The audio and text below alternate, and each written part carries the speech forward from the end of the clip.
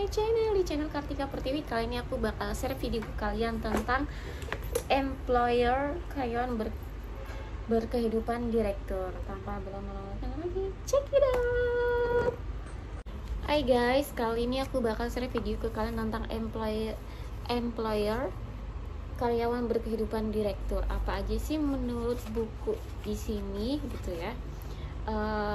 Dari bacanya itu mengapa dia tuh di bab 1, kenapa ditulis sini mengapa gaji selalu kurang.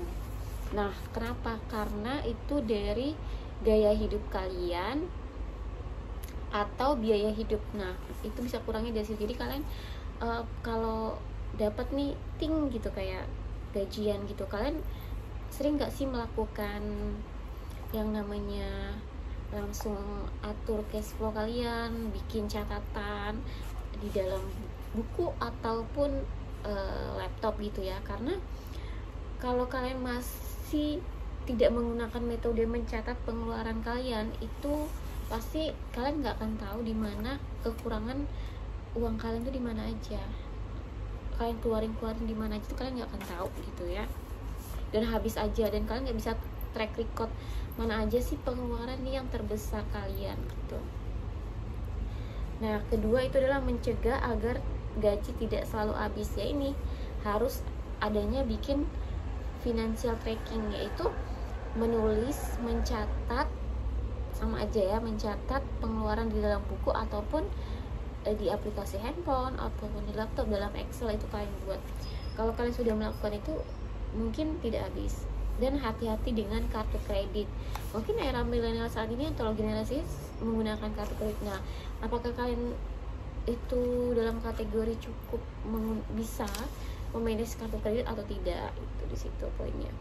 Terus ketiga, perencanaan keuangan. Nah, financial planning itu kayak pengelolaan gaji yang baik, terus pentingnya pembukuan anggaran, membuat daftar pendapatan, pengeluaran, surplus pengeluaran keuangan Anda. Kemudian dia tuh kalau di bab 4 itu kayak lebih ke melakukan investasi dan atau bisnis sampingan. Kayak kalian nih kerja kantoran tapi kalian bisa jadi konten kreator. Kan sekarang nih banyak nih ya konten kreator TikTok, terus sambil kerja, terus online shop, terus kalian kayak ngejoki tugas-tugas apa gitu kan. Terus bisnis sampingan yang tepat untuk menyokong. Jadi gaji utama kalian ada, bisnis kalian juga ada, kayak konten kreator, bisnis online atau apapun itu.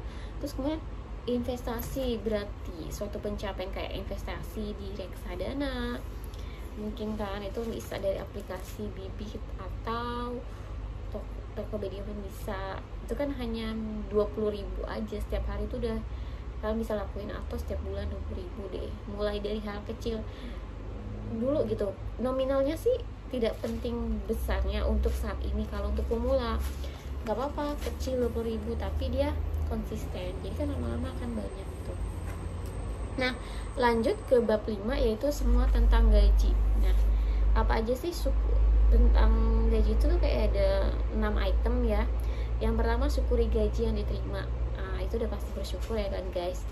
Lalu tentukan tujuannya itu mau dimanain, mau beli apa aja, pasti udah ada capai goalnya. Singkirkan godaan belanja yang tak penting, kayak barang-barang lucu, gemes yang nggak penting gitu tuh nggak perlu dibeli. Terus mengabsikan pendapatan dan belanja barang tuh, pendapatan dan belanja barang apa aja kalian. Membiasakan diri untuk menabung, itu harus.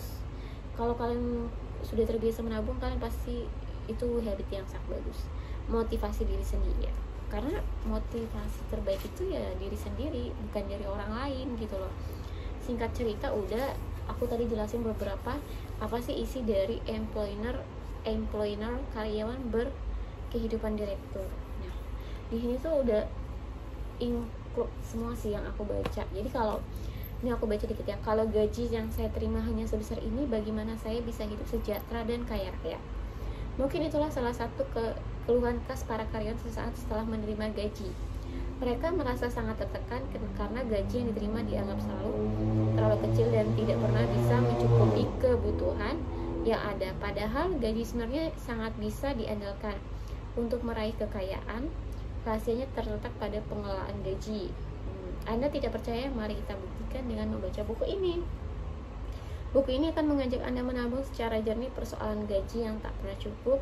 Tidak hanya itu, Anda juga mendapatkan kiat hebat dalam melakukan pencapaian keuangan, cara cerdas berinvestasi, serta tips pintar mengelola gaji. Dilengkapi pula dengan contoh pencatatan keuangan yang mudah Anda pahami seluruh materi. Kelebihan lain buku ini adalah gaya bahasa lugas sehingga untuk Anda para karyawan yang sering dilanda frustasi karena pengelolaan gaji, jangan ragu lagi, segera beli buku ini.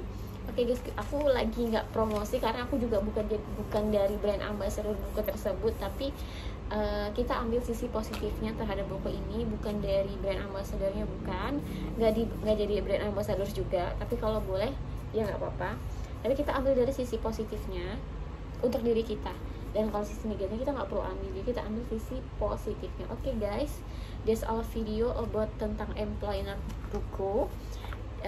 Buat kalian yang mau komen silahkan komen di bawah. Dan 2023 ini tinggal 3 tahun, apa sih resolusi atau goals atau goal yang sudah di checklist itu ini?